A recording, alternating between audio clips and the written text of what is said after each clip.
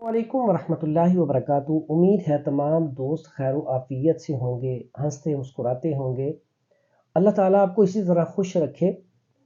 हमारा जो आज का मौजू है, जिस मौजू के ऊपर मैं बात करने लगा हूँ, वो आजकल का मौसमी मसला है।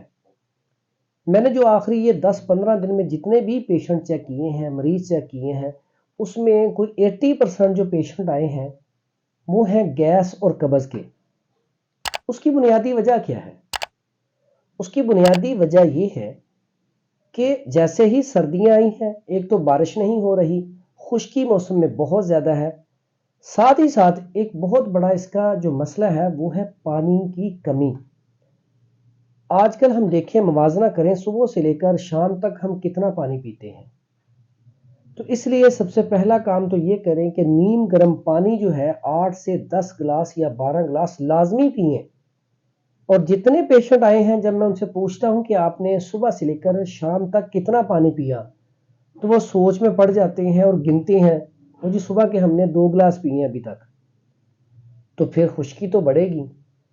ऊपर से होता यह है कि जैसे ही सर्दी का मौसम आता है, हम खुश्क चीज़ें ज़्यादा इस्तेमाल करते हैं, जैसे मूंगफली हो गई, खुश्क मेवाजात हो गए, ड्राई फ्रूट हो गए। इसी तरह ही खानों में भी फिश का इस्तेमाल बहुत ज़्यादा होता है और शादियाँ बहुत ज़्यादा होती हैं। हमारे खाने की रूटीन भी बिगड़ जाती है। तो एक तो ये काम करना है, आजकल सालन को बढ़ा देना है और शोरबे वाले सालन इस्तेमाल करें। अगर आपने गोश्त खाना है तो सब्जी में शामिल कर लें। सब्जी कौन सी हो? कद्दू, तोरी है, टिंडे हैं, शलजम आजकल आ गए हैं, गाजर है, मूली है, दाल मूंग है। आप सब्जियां इस्तेमाल करें। साग है, आप इस्तेमाल करें। इसमें गोश्त थोड़ा सा शामिल कर लें और देसी घी या सरसों ऑयल में हंडिया बनाएं। सालन ज़्यादा इस्तेमाल करें, रोटी थोड़ी इस्तेमाल करें। और फास्ट फूड, बेकरी आइटम्स, अच्छा सर्दियाँ जब आती हैं इंसान चाय बहुत पीते हैं। जितने भी हमारे जो लोग हैं ना, हमारा माशरा है, चाय का बहुत ज़्यादा कसरत से इस्तेमाल है। चाय खुश्की पैदा करती है। चाय की जगह दूध पी लें, नीम गर्म। और फास्ट फूड और बेकरी आइटम जो है उनको फिलहाल बंद कर दें। इसमें बहुत सारा पेशेंट जो मेरे पास आ रहा है वो सुबह के टाइम चाय रस या चाय ब्रेड या अंडा चाय, और उसके बाद burger, shawarma, fast food, bakery items का इस्तेमाल बहुत ज़्यादा है। तो बराए मेहरबानी इन चीज़ों को तर्क कर दें।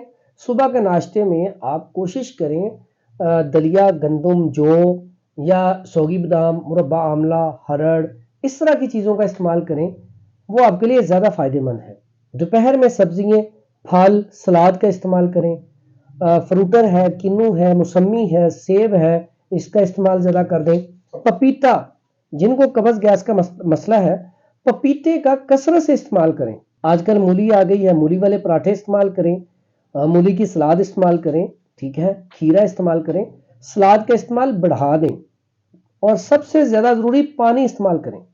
जो लोग कहते हैं ये ग़िज़ा से भी फ़र्क नहीं पड़ा, उनके लिए बड़ा आसान सा नुस्खा है।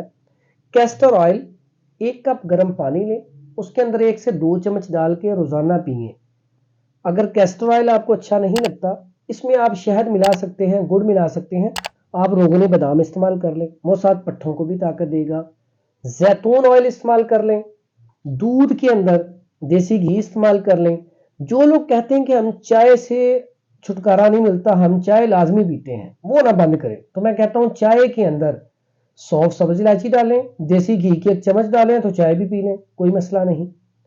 तो इसलिए आजकल जो लोग आते हैं, हमारे खुश्की से बाल गिर रहे हैं, उनके लिए, जो कहते हैं कब्ज़ गैस बहुत ज़्यादा, उनके लिए, पट्ठों के खिंचाव के लिए इन बातों पर अमल करें तो इंशाल्लाह आप ये जो आजकल मौसमी आपको मसला बना हुआ है गैस का, कब्ज़ का और बवासीर का, ये सारी चीज़ों से आप बच सकते हैं।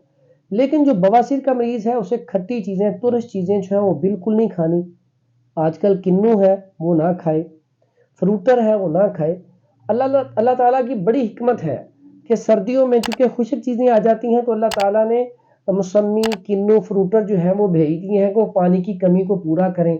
कहवा जात हैं, पुदीना, अजवाइन और तेज़पात, इसका कहवा लाजमी 2-3 दफ़ा पिए तो इंशाल्लाह कब्ज़ गैस होगी नहीं।